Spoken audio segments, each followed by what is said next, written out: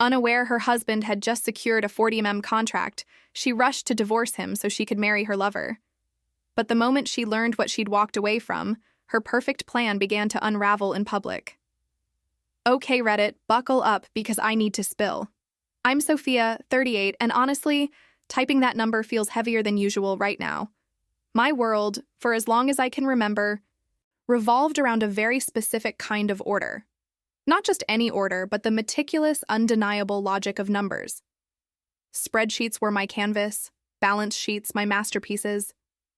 Every debit, every credit, every projection had its place, its reason, its absolute truth. It was comforting, you know? A universe where things made sense, where diligence led to clarity, and where errors, once identified, could always be corrected. I guess I applied that same philosophy to my life, especially to my marriage with Marcos. We lived in one of those impossibly sleek, glossy high-rises in Mexico City. Our apartment was all polished concrete, floor-to-ceiling windows that offered this breathtaking, dizzying view of the city, sprawling out beneath us like a glittering, chaotic tapestry. You could almost pretend the world outside was as perfectly curated as our minimalist living room, where every object had been chosen with careful intent. I remember the quiet hum of the building at night, the distant murmur of traffic that just faded into a lullaby, and the way the city lights blurred into a warm glow after a long day. It felt safe, impenetrable. A cocoon we had built together, or so I thought. Marcos. He was the quintessential ambitious executive. Sharp suits, perfectly coiffed hair, a smile that could charm the pants off a corporate shark. He had this restless energy, always chasing the next big deal, the next promotion. And I was his silent, meticulous anchor, the one who made sure his personal finances were as spotless, as unimpeachable, as his public persona. While he was out there, schmoozing and strategizing, I was hunched over my laptop, often late into the night, making sure his expense reports were flawless, his investments optimized, his tax filings pristine. I wasn't just an accountant. I was his financial architect, his unseen guardian. I believed in Marcos with an almost religious fervor, not just in his potential, but in us, in the quiet rhythm of our life, the shared ambition, the unspoken understanding that we were a team, a unit. When he talked about our future, I saw it in detailed financial models, a steady upward curve, a trajectory of shared success. I was his confidant, the one he'd vent to about office politics, the one he'd bounce ideas off of for big presentations. I recall countless evenings, the city lights twinkling outside our window, him sprawling on the sofa, tie loosened, as I walked him through a complex projection, simplifying the jargon, highlighting the risks and the rewards. My satisfaction wasn't just in the numbers, but in seeing his eyes light up with understanding, knowing I had contributed, that we had contributed to our ascent. I burned the midnight oil alongside him, sometimes literally, when he'd bring home binders full of company financials and ask for my expert eye before a crucial board meeting. I'd pore over those documents, highlighting discrepancies, suggesting alternative scenarios, always with our collective future in mind. I remember the scent of stale coffee and new paper, the rhythmic click of my keyboard, the quiet satisfaction of finding that one tiny error that could have derailed everything. It wasn't just a job, it was an investment in our shared dream. Looking back now, it's like a punch to the gut. I was so damn naive, so utterly blind. While I was meticulously ensuring his financial projections for every big deal his company pursued were perfect, making sure every single digit aligned, every comma was in its rightful place, he was apparently perfecting another kind of double life. The irony is so thick it chokes me sometimes. I was so focused on the tangible, the verifiable, the numbers, that I completely missed the sprawling, messy, utterly illogical betrayal unfolding right under my nose. I believed in the meticulous order of things, and I believed in Marcos. My world was built on that belief, and it was all a lie. All of it. Looking back now, the signs were probably there, subtle as a rounding error on a spreadsheet I was too busy to scrutinize. Marcos's late nights at work started multiplying, not just once or twice a week, but almost every other night. At first, I dismissed it. Crunch time, he'd say. his voice a little too casual over the phone when I called to ask if he'd be home for dinner. "Big client," he'd mumble, already half asleep when he finally stumbled in, smelling faintly of a cologne I didn't recognize mixed with stale office air. I'd wake up to an empty space beside me in our bed, the sheets cool where he should have been, a cold knot tightening in my stomach that I'd tell myself was just indigestion from too much late-night coffee. His explanations became a little too smooth, a little too rehearsed, like he was reading from a script he'd memorized. When I'd ask follow-up questions, his eyes would flick away, just for a split second, before he'd offer another reassuring platitude. "You know how it is, Sophia. The higher you climb." And I did know. Or so I thought. Then there was Renata. She was a corporate lawyer, sleek and sharp, like she'd been chiseled from ice. I first noticed her at one of the company's quarterly networking events. She always seemed to materialize right beside Marcos, her laughter a little too bright, her hand lingering a fraction of a second too long on his arm. Her gaze, whenever it happened to slide over me, was the one that really got under my skin. It wasn't hostile, not overtly. It was worse. It was dismissive. As if I were a ghost, an inconvenient shadow, or just part of the background noise. I'd try to tell myself it was just professional ambition, a competitive edge that made her appear cold, intimidating. After all, this was the cutthroat world Marcos operated in. Maybe she was just naturally intense. I'd force a smile, pretend I hadn't noticed the way her perfectly manicured nails seemed to trace patterns on Marcos's sleeve, or the way their heads would lean a little too close when they whispered. That cold knot in my stomach would twist tighter, but I'd force myself to swallow it down, to rationalize it away. "Don't be paranoid, Sophia. He loves you. This is just work." I was so busy, so utterly invested in helping Marcos prepare for what he called the biggest deal of his career. He talked about it constantly, a multi-million-dollar contract that would not only secure his future, but ours. He'd bring home binders thick with financial projections, legal clauses, and market analyses asking for my accountant's eye on the fine print. I pored over those documents, the sheer volume of them a blur of numbers and legal jargon, often working until my eyes burned and my fingers ached from typing. I understood the intricate clauses, the bonus structures, the performance metrics better than anyone, even Marcos himself. I'd highlight potential risks, suggest alternative wording for certain financial commitments, and even identify a loophole that could save them millions if certain market conditions shifted. My brain, the one that thrived on meticulous order, was utterly consumed by it. I remember the pride swelling in my chest, knowing my expertise was directly contributing to our collective success, to our upward trajectory. I was so focused on helping us climb, on building that sturdy, unshakable foundation for what I believed was our shared future, that I failed to see he was already building a completely different ladder. For someone else. The sickening irony of it all. While I was meticulously ensuring every financial projection was flawless, every bonus structure robust, every clause watertight for his company and our life together, he was quietly, expertly, constructing a new life with someone else, using the very momentum, the very success I was helping him achieve. The thought makes my blood run cold now, knowing how blind I was, how completely he had played me. I was so engrossed in the tangible, the calculable, that I completely missed the intangible, the utterly immeasurable betrayal festering right beneath the surface. The illusion shattered not with a dramatic confrontation, not with a whispered confession in the dead of night, but in the most mundane, soul-crushingly ordinary way possible.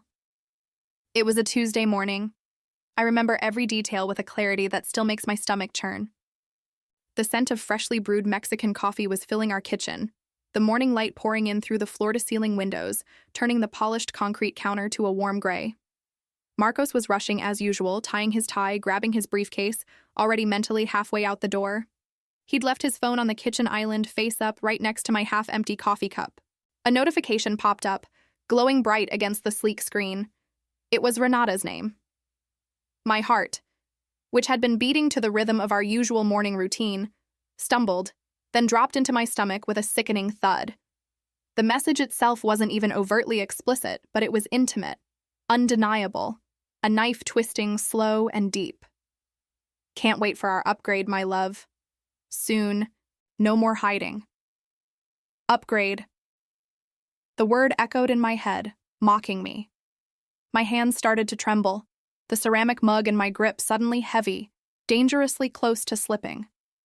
The world around me seemed to blur, the vibrant city outside our window dissolving into a watercolor smear.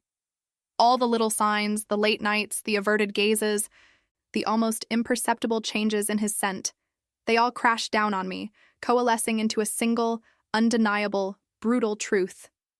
The irony was a bitter, metallic taste in my mouth, sharper than any espresso.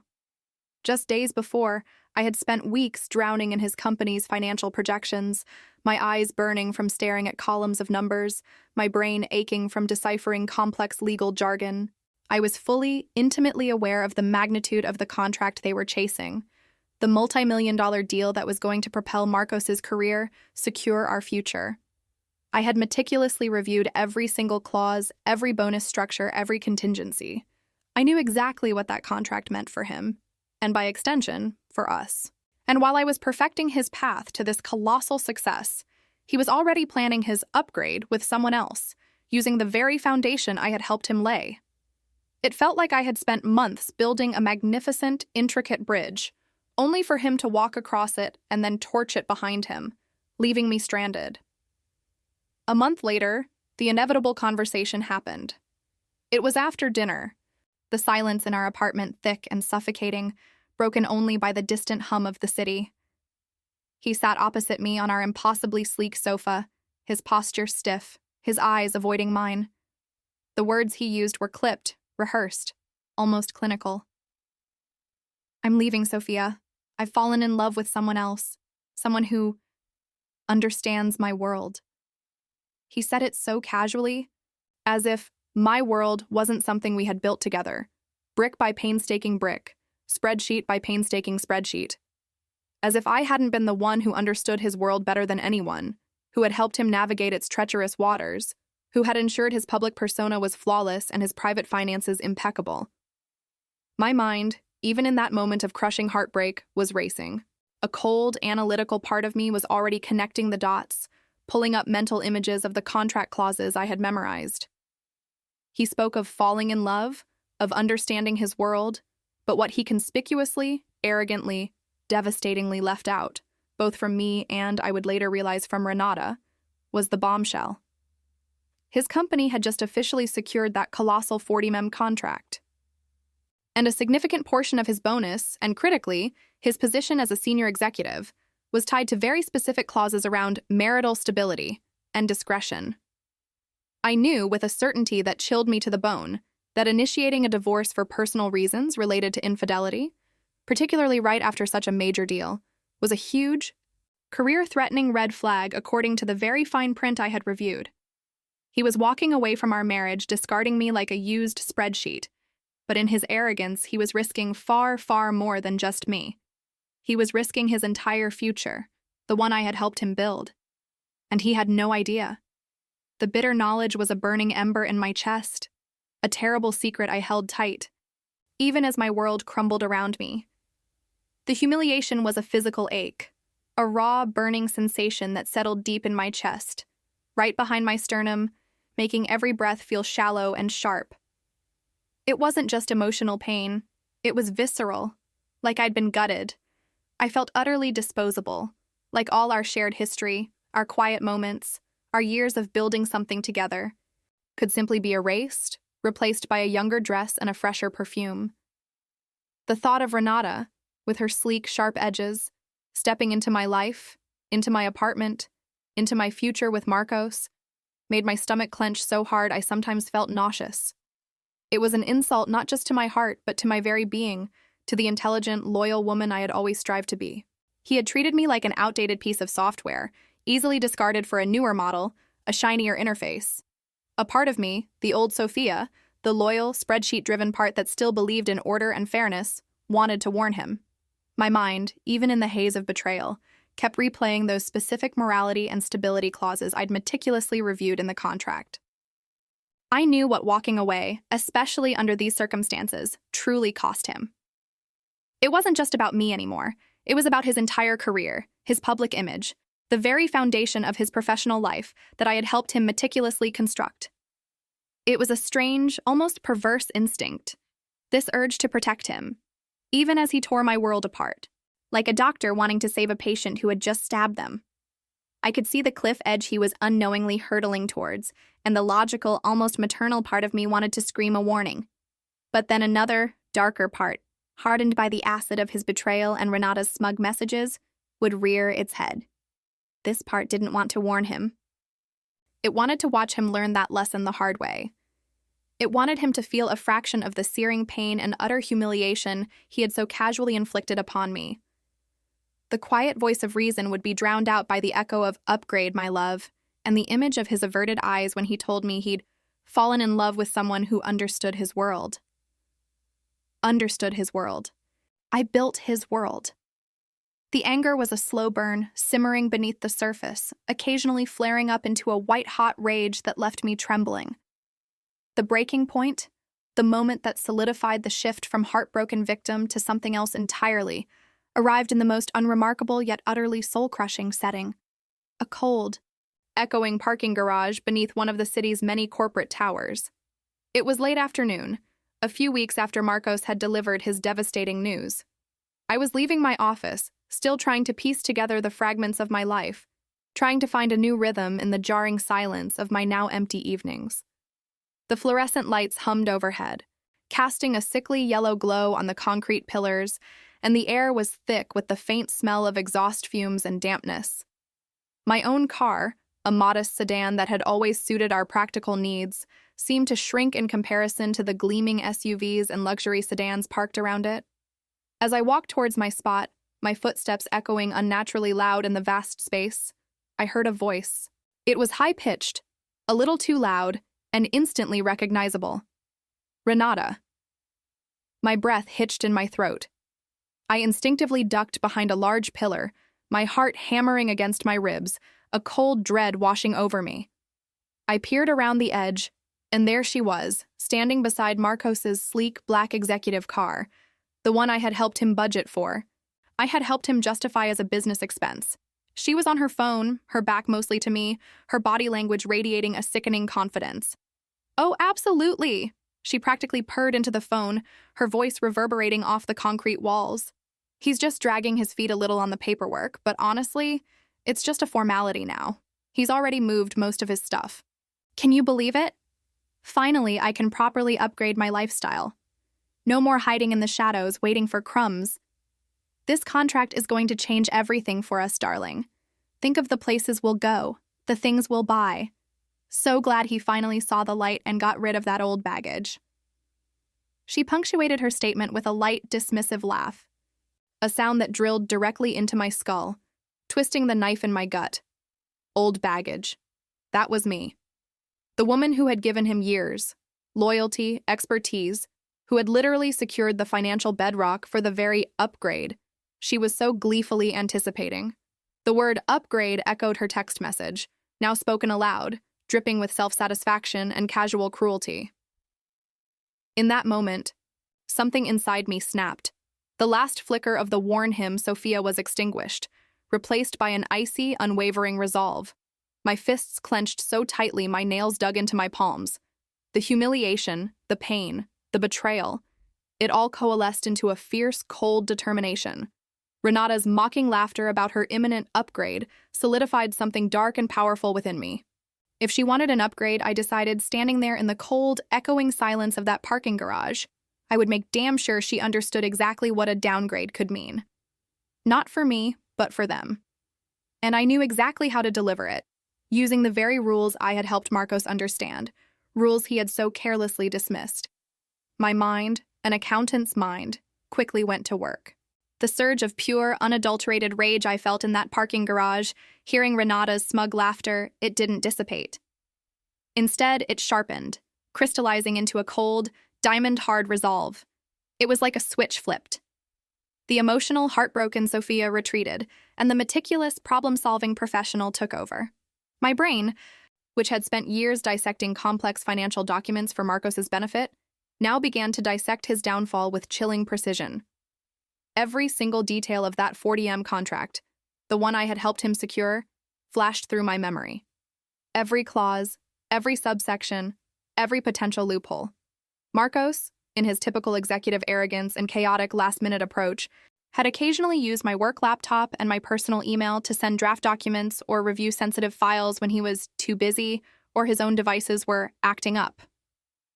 He trusted me implicitly with his digital life, never thinking twice about the lingering access I had to certain shared folders, especially those related to his company's most sensitive projects. It wasn't anything illicit. Just the kind of casual overlap that happens when a couple shares so much, especially when one is the other's de facto financial and administrative support.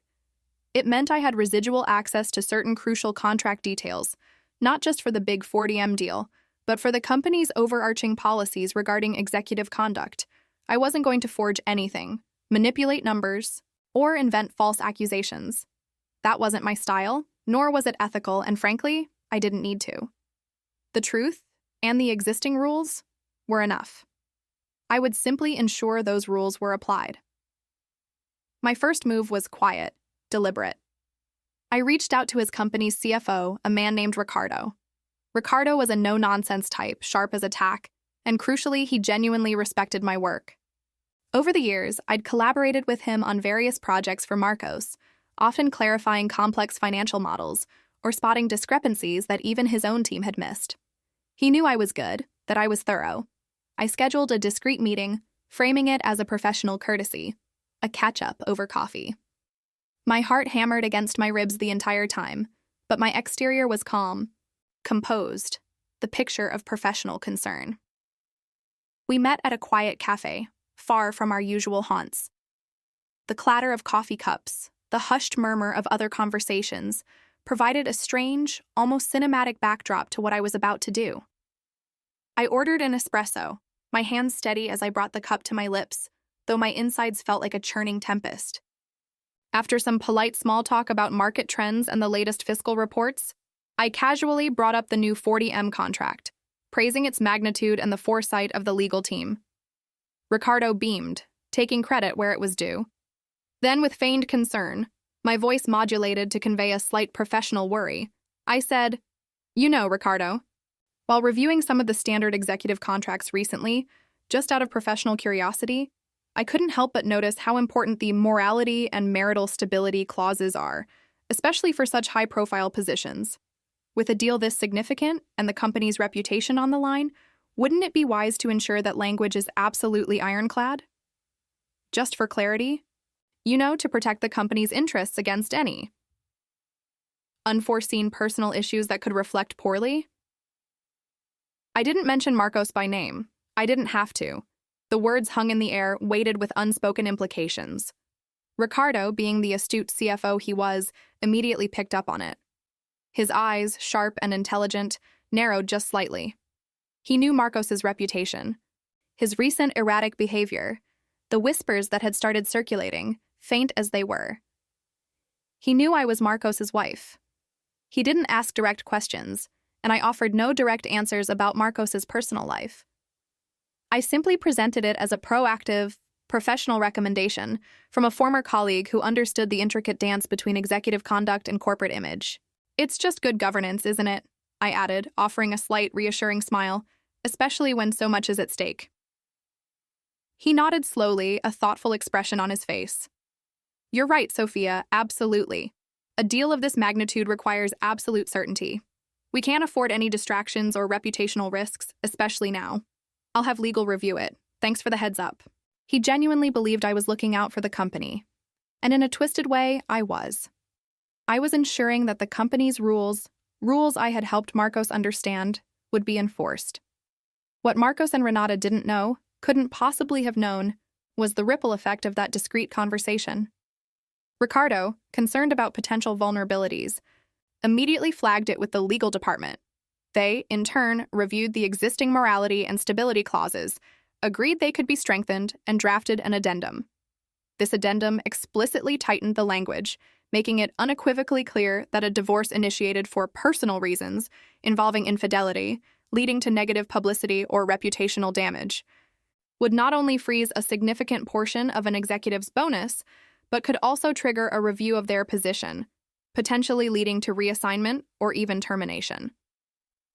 And here's the kicker, the truly delicious part. While Renata was actively pushing Marcos to speed up the divorce to announce their love to the world, Marcos, in his characteristic arrogance and supreme self-confidence, was handed this updated contract addendum. He was too busy basking in the glow of his newfound love and the success of the 40M deal. He barely glanced at the new pages. He signed it, probably thinking it was just routine paperwork, a formality. He signed it without bothering to read the fine print, the very fine print I had once meticulously dissected for him. He essentially agreed that any public scandal tied to infidelity could cost him not just the bonus, but his entire seat at the table. He signed his own professional death warrant, completely oblivious. The cold knot in my stomach was still there, but now it was mixed with a strange, dark satisfaction. I hadn't done anything illegal, I hadn't lied. I had simply highlighted existing rules and suggested they be made clearer. Marcos, the supposedly brilliant executive, had walked right into a trap he himself had helped build and then had sealed his own fate with his signature. He thought he was upgrading. He had no idea he had just signed away his future for a woman who was only interested in his perceived success. As my plan unfolded, the initial surge of cold satisfaction from that parking garage moment started to mingle with something else, something heavier, a quiet hum of unease that settled in my chest late at night. I knew I was walking a razor's edge, a tightrope stretched taut over an abyss of potential ethical pitfalls. My main obstacle, the one I wrestled with constantly, was ensuring I never crossed any ethical lines that could backfire on me. I wasn't a criminal, I was an accountant. My entire professional identity, my very self-worth, was built on integrity, on the meticulous adherence to rules and numbers. I couldn't become like them. I couldn't stoop to their level of deceit and manipulation. The thought, even a fleeting one, of actually fabricating evidence or actively sabotaging Marcos's work felt abhorrent, like a betrayal of my own principles. That wasn't my style, and more importantly, it wasn't necessary. I hadn't forged anything, hadn't manipulated any numbers, hadn't whispered any outright lies to Ricardo. All I did was highlight existing rules, rules that Marcos himself had agreed to, rules that were already part of the corporate governance. I simply ensured that the language was tightened for clarity, a perfectly legitimate, even commendable action for someone with my expertise. But still, the knowledge of the intent behind my actions, the simmering anger that fueled my concern, felt heavy. Was I doing the right thing? Or was I sinking to their level, just in a more subtle, legally sanctioned way? These questions became my constant companions, whispering in the quiet of my now empty apartment. Sometimes, late at night, staring out at the glittering, indifferent city lights from our bedroom window, a view that now felt alien and cold, a tiny voice would whisper. It would ask if this was truly necessary, if I was overreacting to my pain, if I was allowing bitterness to consume me. It would paint scenarios of regret, of becoming the kind of person who uses her intelligence for petty revenge rather than rebuilding her life. The thought would make my stomach clench, a cold, hollow ache spreading through my core. Was this just pure, unadulterated vengeance, wrapped up in a neat professional bow?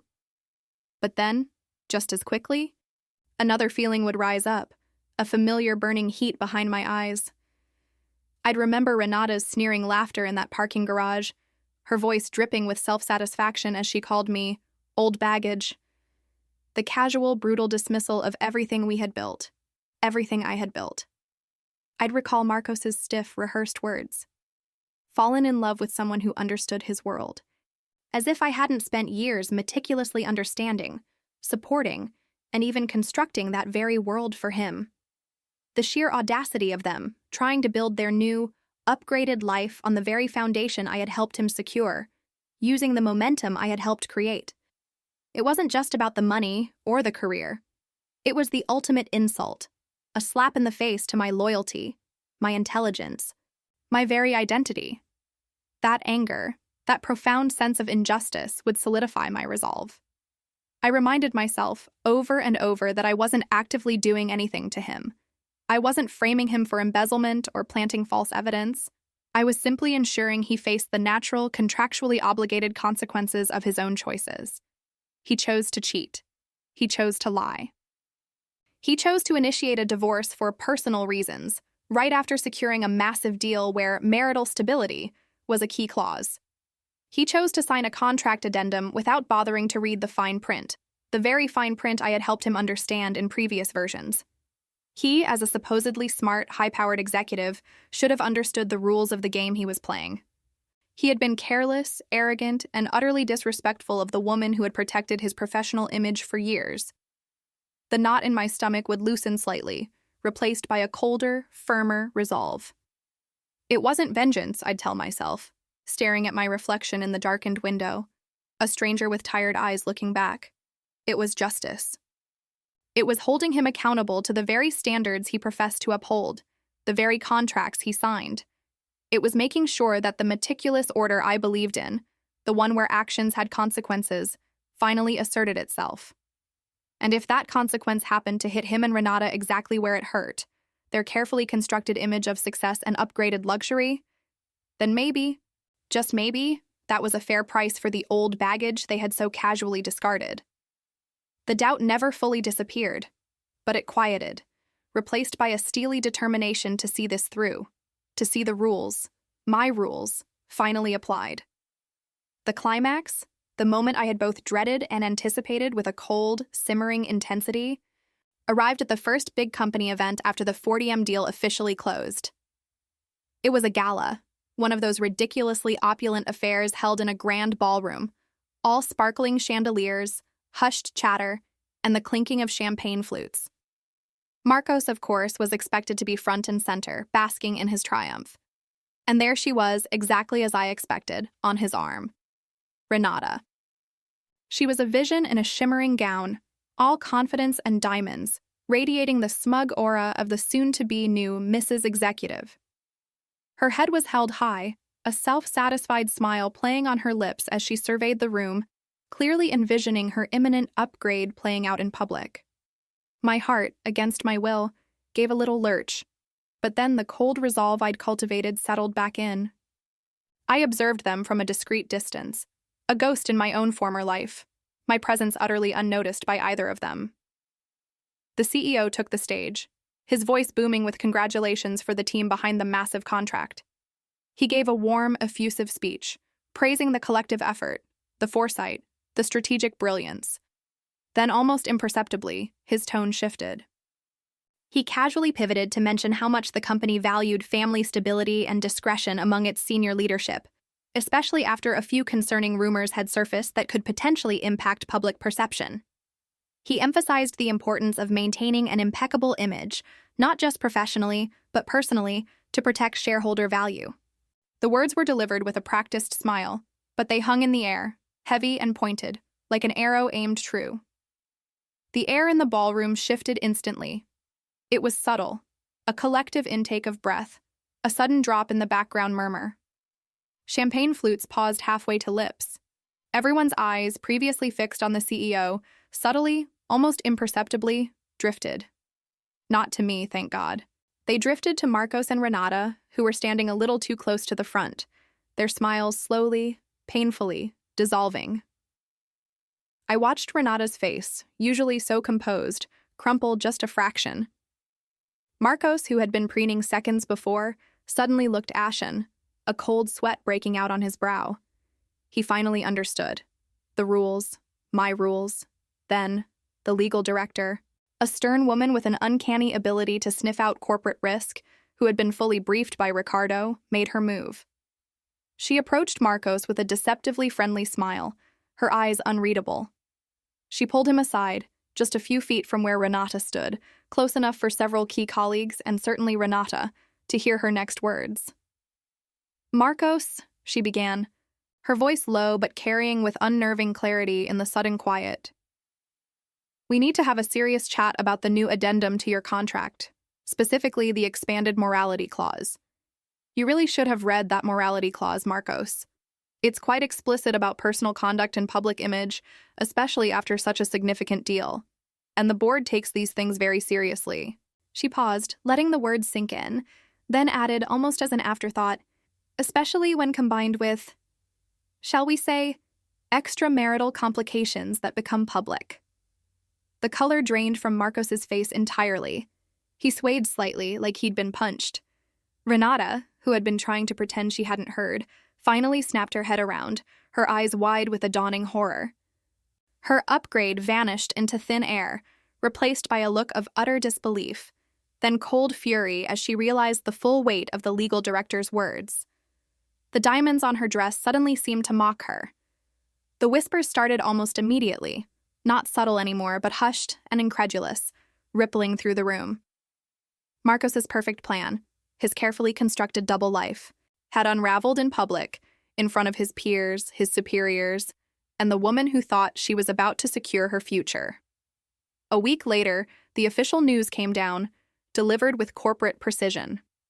The board froze his substantial bonus pending review for an indefinite period, citing concerns regarding executive conduct and potential reputational damage. Not long after, he was quietly reassigned to a lower-profile position in a different department, far from the spotlight, far from the lucrative deals he craved. His public image was tarnished, his career trajectory abruptly halted, and his grand upgrade plan with Renata was dead on arrival. I, on the other hand, finalized the divorce with a clean settlement. No messy fights, no public accusations from my side. My reputation remained intact, if not slightly enhanced in the eyes of some who knew the truth. I even received a private, appreciative thank you from Ricardo, the CFO, who told me, "You really protected the company, Sophia. We dodged a bullet there, thanks to your insights." He gave me a knowing look, and I offered a small, composed smile in return. Renata thought she'd traded up. She thought she was getting a high-powered, high-earning executive and a luxurious life. Marcos thought he could have everything, me as his loyal, silent support, her as his shiny new trophy, and the money, always the money. In the end, all I did was shine a light on their choices and let the contract, the one they never bothered to understand, the one I had helped him secure, do the dirty work for me. It wasn't manipulation. It was consequences. So Reddit, after all of this, Aita for making sure my cheating ex-husband and his lover learned what upgrading really cost, using the very contract I helped him secure.